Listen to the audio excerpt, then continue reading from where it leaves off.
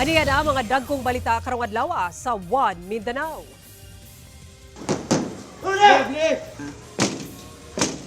Active shooter drill gipahigayon sa usa ka eskwelahan sa Davao City. Mga estudyante og magtutudlo gisaysay ang ilang kasinatian sa maong drill. Pagpangawat sa usa ka lalaki og panabo nga manok sa El Salvador City sa pool sa CCTV. Sa Maitom, Sarangani Province, sa pulsab sa CCTV ang lalaking mi-order og ilimnong makahubog sa usa ka tindahan apan misibat nga wala mibayad. Fish vendor sa Kaputian Public Market sa Samal Island nga nagapwesto na kilid sa dalan, nakatakda na nga i-relocate. Og mga buhing baboy, nakaikyas human na disgrasya ang gikargahang truck sa Malaybalay City, Bukidnon. Apan, gipangdako prasab sa mga taong midugok sa lugar.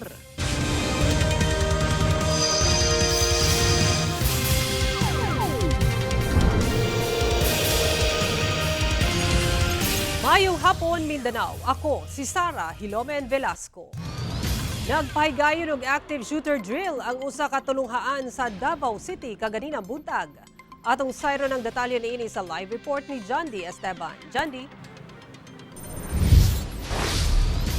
Sara, nakigalayon ang Rizal Memorial Colleges sa law enforcement agencies ingon man sa Public Safety and Security Command Center sa pagpaygayon sa maong drill. Ato sayron.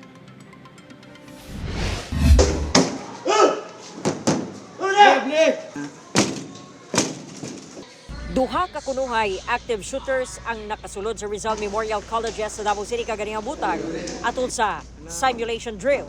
Giisa-isa sa mga matod pa, armado ang mga lawak. Samtang ang mga estudyante sa giya sa ilang mga magtutudlo, paspas nga gisiradaan ang mga classrooms.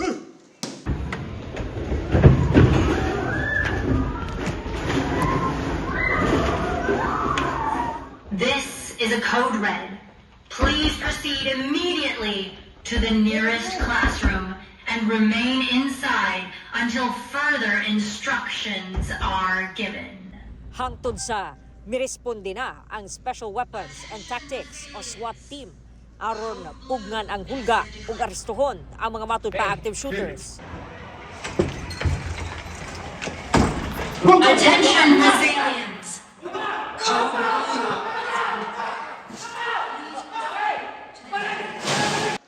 Dali nga gipabakwit ang mga estudyante dihang nasiguro nga luwas na ang palibot.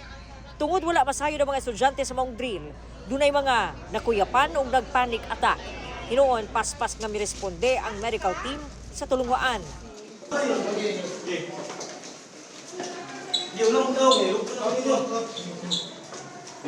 Ang grade 12 student kasi Kanov nahikurat sa drill apan mingong importante kini alang sa ilang kaluwasan. Unsa mo gibuhat gid na? Kuan ma'am, tago yun to sa taman sa bangko yun. Unya. Hindi doko dito Nanglan yung kining nga-drill yun para niabot sa panahon ba kasi wata ka balon. Nakipag-coordinate ang eskwelahan sa mga concerned agencies sa pagpahigayon sa maong drill. Napapanahon na kasi ngayon na marami ng mga unfortunate scenario sa mga schools. Isa na dito yung mga active shooter. So kaya nagsagawa kami at least ready. Ngayon nalaman namin after the drill na we are ready at sana ninyo hindi din mangyari yung ganitong mga pangyayari. Nagdugang nasab matud pa ug mga ekipo ang eskwelahan alang sa seguridad. We are investing on walk-through metal detectors. So as we are speaking, parating na sila. So we are going to install them at our main entrances. Una pa niini, gibansay na ang mga teachers kung unsa ang mga kinahanglang himuon sa ingon aning emergency situation. Nag-design po kami ng model or training for this. Ang framework po namin is teacher lead. We need to equip our teachers pagdating sa ganito. Dahil unang-una, sila yung adult na nasa classroom, sila yung may control sa classroom. Importante na alam nila. Sumala ni Dr. Santa Ana Jr. Gawas sa mga pribadong eskwelahan, kinahanglan matud pa, mumugna ang Department of Education ug usa ka unit nga mo equip sa tanang magtutudlo aron andam sa ingon aning hitabo. Dapat sana si DepEd magkaroon siya ng isang division na para magtutok or manaliksik doon sa mga existing race and treats na mga school. Magaling mag-research ang mga teacher. Kasi para doon pa lang, kasi kung ganito na lang tayo, para tayo reaction eh. Pero kung meron tayong sinasabi na magkaroon ng intelligence, importante yon. Kasi magiging kuan tayo, nandun tayo sa mga prevention, mga deterrence. Sara, pagkahuman sa drill, nagpahigayon dayon og stress debriefing, no? Ang tulunghaan pinaagi sa ilahang mga guidance counselors ngadto sa ilahang mga estudyante. Sara. Okay, daghang salamat, John D. Esteban. Sa pool sa CCTV, ang usa ka lalaki nga nangawat og manok panabong sa usa ka balay sa El Salvador City sa Misamis Oriental. Ang sospek giling misibat dihang gipaghot og iro. Nakaalerto si James Paulo Yap. Sa kuha sa CCTV sa usa ka balay sa barangay Cogon sa El Salvador City, pasado alas 2 sa kadlawon ni adtong adlawng Biyernes, kamatikdan ang usa ka lalaki nga daw naniid gawa sa balay. Hinay-hinay nga milakaw palayo ang maong lalaki. Apan paglabay sa pipila ka minuto, mibalik kini. Sa laing anggulo sa CCTV, makita nga misulod na sa garahe ang maong lalaki. Hangtod nga hinay-hinay niining gipunit ang usa ka nagbatog nga manok panabong. Gilayon siyang misibat, human mipaghot ang iro sa tagbalay. Sumala sa uploader sa video nga nakahinabi sa GMA Regional TV1 Mindanao, giputol matod pa sa lalaki ang ilang cyclone wire nga kural. Gikumpirma sa El Salvador City Police Office ang maong insidente sa pagpangawat. Nailhan na matod pa sa kapulisan ang kawatan ug manok. So possible ani sir is kani ang possible entry man to iya sir robbery. Basihan pa man pud nato sir kung asa siya ni agi, kung naaba siya gipang-kating-kating dito nga mga sa kural, and then kung kanilang pud sir kay isa ra man ni ka manok, ato pang ikuan sir karon ang El Salvador CPS kung unsa nga kaso ang ilang gi-file or either theft. Ako si James Paulo Yap, 1 Mindanao. Sa pool sa CCTV ang pagsibat sa usa ka lalaking customer nga mipalit og ilimnong makahubog sa usa ka tindahan sa Maitong Sarangani apan wala nagbayad. Pasimpleng dunay gi-order kining lalaki nga dunay tabon sa ulo nga yellow nga sinina sa usa ka tindahan sa Barangay Malalag sa Maitong Sarangani mag-alas 11 Sabado sa gabi. Makita sabang kauban ng rider nga naghulat. Apan diyang gitunol na kaniya sa tindera ang gipalit nga ilimnong makahubog, kalit misutoy ang lalaking customer ug miangka sa kaubanan nga rider ug misibat. Sumala sa tindera, wala nagbayad ang mga sospek sa gisibat nga ilimnong makahubog. Ginasuta pa sa otoridad ang maong mga sospek. Gumikan sa insidente, giawhag sab sa tag-iya sa maong tindahan ang ubang manindahay nga siguruhon nga singlon una ang customer una ihatag ang produktong gipalit aron malikay sa susamang insidente.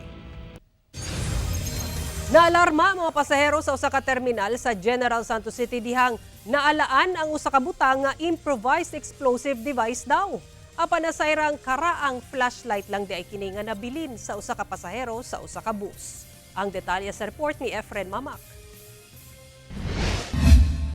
Nabulabog ang mga pasahero diyang kalit mitungha ang mga personahe sa Explosive Ordnance Disposal o Bomb Squad sa PNP sa usa ka bus nga baguay lang naabot og nakanaog na ang mga sakay sa General Santos City Terminal pasado alas 8 Lunes sa buntag.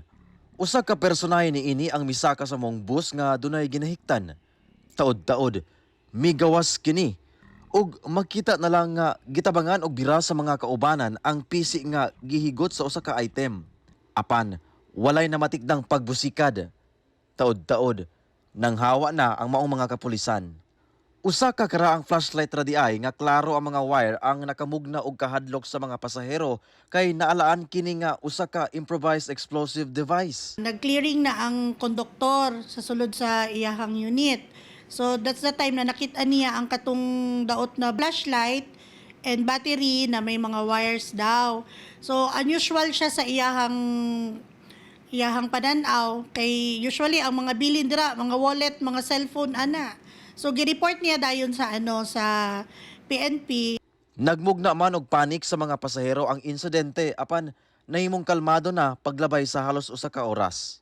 Oo, syempre mabulabog man jud ka unya naapay uban na naga-live pod. So dili baya jud siya dapat kay kasi magpanik ang mga pasahero. Oo. Hinoon, mapasalamato ng PNP sa abtik nga pag-report ni ini kanila. Apan giawhag nila nga dili magpakatag og dili beripikadong impormasyon o gi-report gilayon sa otoridad kung dunay mamatikdang kadudahang butang aron masusi. Kauban si Gary Balantay ug Bong Vicencio, Efren Mamak, 1 Mindanao.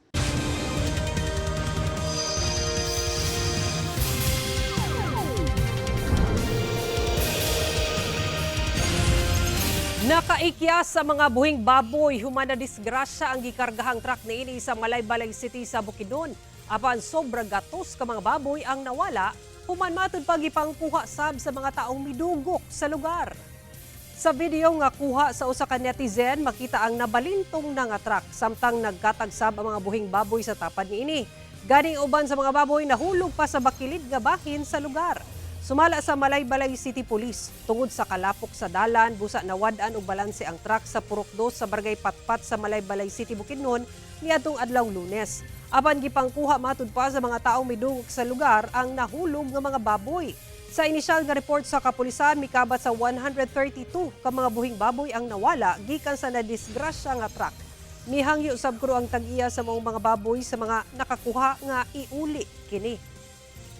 At dili lang na to i-take for granted nga na ay nadisgrasya na gani ato apang hilabtan ang ilahang mga baboy nga na dito sa sakyanan. So if ever na nakakita, please turn it over sa barangay or sa kapulisan, nearest police station.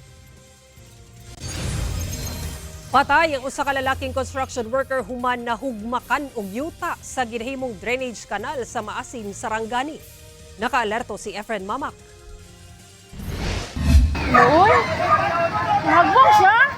Gitabangan og pasaka sa mga kaubanang construction worker kining usa ka lalaki nga nawaddan og panimuot gikan sa gina-construct nga drainage canal sa Barangay Colon, Maasim, Sarangani pasado alauna Lunes sa hapon. Sikat! Gilayon kining ipasakay sa usa ka tricycle aron madala sa ospital. Apan naibaw-an nga gideklara na kining dead on arrival. Ang biktima, hamtong ang pangidaron og residente sa Barangay Amsipit. Matod sa nakakita nga usa ka opisyal sa laing barangay.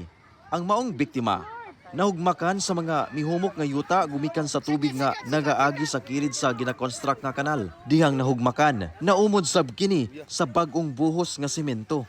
Nahugmakan siya sa mga bato, mga graba, nasa kilid sa ilahang gina-construct. Muto nga naumod na largo siya atong nga semento nga buhos. Muto yung nga nakulak siya, na lumos siya dito, nadugay pa siya nga wala na kuan na yun na kuha kay lalo man.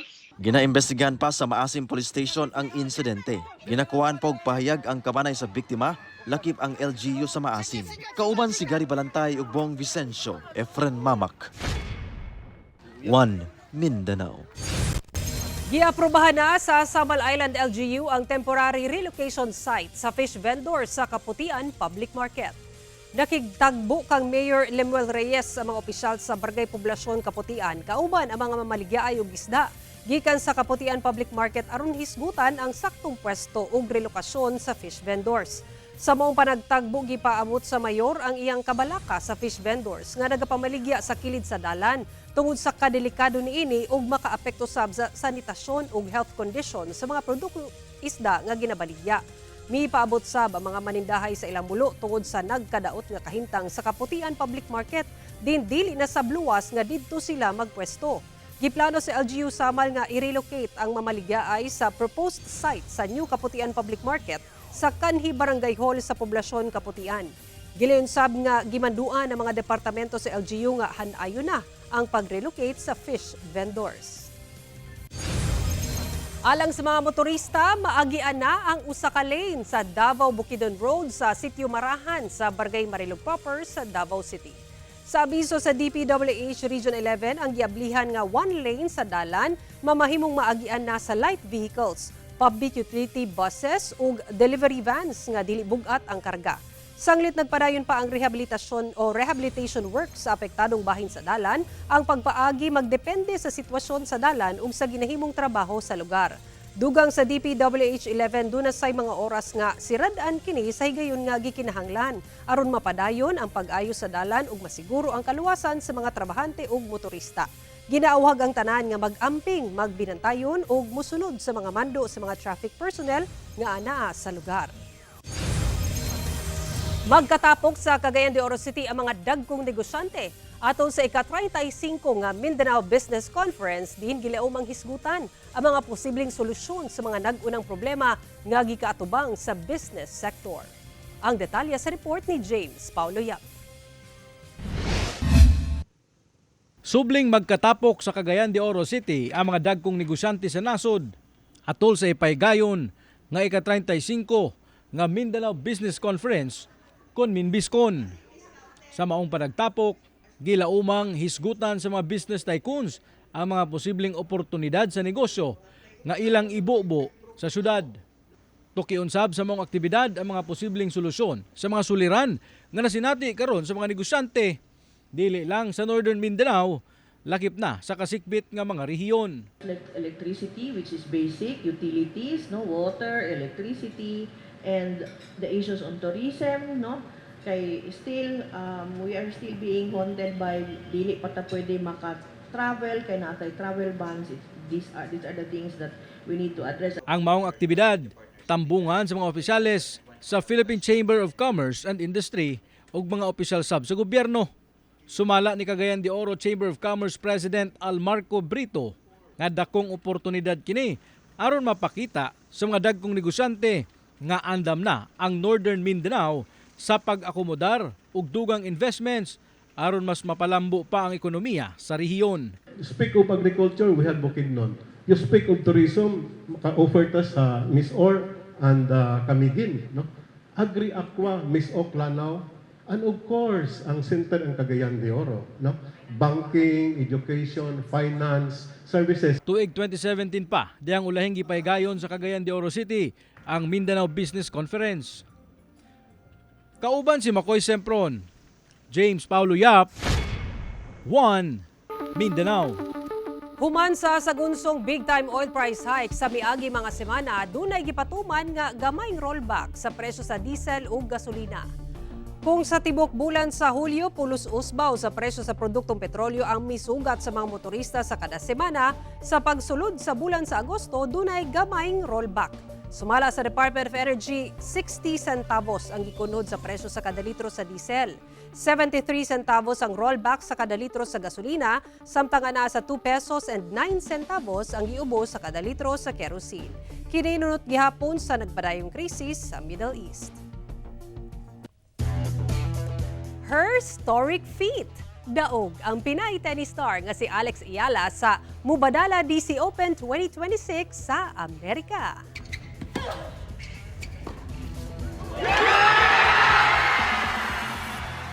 Nakuha ni Ayala ang tournament title human gipildi ang world number 3 ug top seed sa torneo nga si Jessica Pegula. Nakadaog una ang American tennis ace sa opening set sa score nga 4-6. Kinahanglang iundang ang laban sa tunga-tunga sa second set tungod sa daot nga panahon. Dihang gipadayon, thrilling ang match-up sa second set kung asa daog si Ayala 6-4. Sa deciding set, nag-dominate si Ayala sa score nga 6-love. Kita ang kalipay ug excitement ni Ayala isip labing unang Pilipino nga nakadaog sa WTA Tour Singles. Nagpasalamat siya sa suporta sa iyang fans all around the world. Lakip ang mga Pinoy on court sa Washington, D.C. ug Team Pulao dinhi sa Pilipinas. Sa pagpadayon sa impeachment trial ni Vice President Sara Duterte, doon na matudpay kalapasan ang liquidation sa confidential funds sa Office of the Vice President ug Department of Education. Apan sumala sa defense team, walay pasabog ang prosekusyon atol sa Day 11 sa trial. Ani report. Sa Day 11 sa impeachment trial ni Vice President Sara Duterte, sumala sa kanhi State Auditor sa Commission on Audit nga si Roderick Wamil. Nakitaan daw nila ang Office of the Vice President ug Department of Education ug kalapasan sa liquidation process, subay sa polisiya sa COA. Lakip ang dili pagdetalye sa confidential activity, wala nagtakdo nga pitsa sa mga dokumento, kulang-kulang nga liquidation documents ug uban pa. Gihisgutan sab sa pagtaral ang 125 million pesos nga confi fund sa OVP alang sa fourth quarter sa 2022. Sumala ni Wamil ang pondong pang 3 ka bulan dapat gigastos daw sulod sa 11 ka adlaw. Pirmado daw sa bise ang pipila sa mga dokumento nga nagpasabot gipamatud-an ini ang unod sa maong mga dokumento. Matud sa testigo sa prosekusyon, gigamit sab sa OVP ang confidential fund sa mga butang nga wala gitugutan. Alang daw dapat kini sa confidential expenses, apan gigamit daw kini sa OVP sa medical, food aid ug travel expenses. Gibutyag sab sa prosekusyon ang pipila ka questionable daw nga ngalan nga midawat og kwarta. Gawas kang Mary Grace Piatos, Dunasay Renan Piatos, Nova Santos, Andy Lim, Alejandro Piquit ug uban pa. Sagad sa maong mga ngalan, mipirma ni atong December 2023 nga nadawat daw ang bayad. Bisan 2022 pa dapat ang alokasyon sa confidential funds. Apan sumala sa defense team, wala daw bag-ong pasabog ang prosekusyon sa Day 11 sa impeachment trial. Punto sa usa sa defense lawyer sa bise nga si Attorney Michael Powa, mga migawas na nga resulta sa pagsuta sa COA ang mga gipresenta ni Wamil. Wala naman po dahil sa aming pananaw, yan naman na ang lumabas sa COA findings. Pina-identify lang naman sa COA kung ano yung kanilang naging findings. So kumbaga, nothing that we haven't read before. No, I think ang hindi lang nasasagot ng COA pa sa ngayon is ano yung nangyari after ng mga findings sila. Namarog ang prosekusyon nga gigastog yun daw sa bise ang confidential funds sa iyang opisina sa dili saktong paagi. Madali ang ginastos, hindi tugma-tugma yung dates at hindi tama yung kanilang binigay na mga documentary evidence. Sara Hilomen Velasco, 1 Mindanao.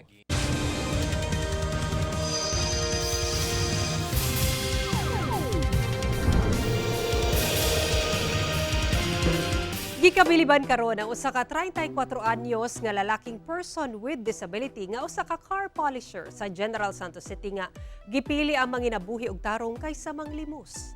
Ato siyang ilaylahon sa report ni Efren Mamak. Pasalop na ang adlaw apan padayon gihapon sa pagpanglimpyo og mga sakyanan niining 34 anyos nga lalaki sa Plaza General Santos City. Siya si Nelje Mateo nga usa ka car polisher nga taga Barangay Dadyangas West. Apan taliwala sa normal nga panglawas. Nasuta nga siya usa ka person with disability, naka-prosthetic ang iyang usa ka tiil. Sumala ni Neljem, March 19, 2012, naaksidente siya sa iyang gimanihoang motorsiklo human mipauli gikan sa gitrabaho ang punerarya sa Tagum City. Sa pagkatumba niya sa motor, midiretso siya og kalabay sa usa ka drainage canal ug nabali ang iyang tiil. Maayo na lang kay dunay malumong kasing-kasing nga mitabang kaniya aron makabaton og prosthetic leg. Nahimo kining tulay aron makapanginabuhi siya. Una nahimong car polisher, daghan siyang nagian nga trabaho. Nahimo siyang vendor, pamboy sa usa ka gas station ug ahente sa usa ka mall kung asa siya nakahibalo sa mga produkto sa pagpolish sa mga sakyanan nga nagamit niya karon sa iyang panginabuhian. Tawa taga Malungon, di mo siya katrabaho kay kuan man kanang asthmatic. Asthmatic. Ano nga kulang ning gamot sir.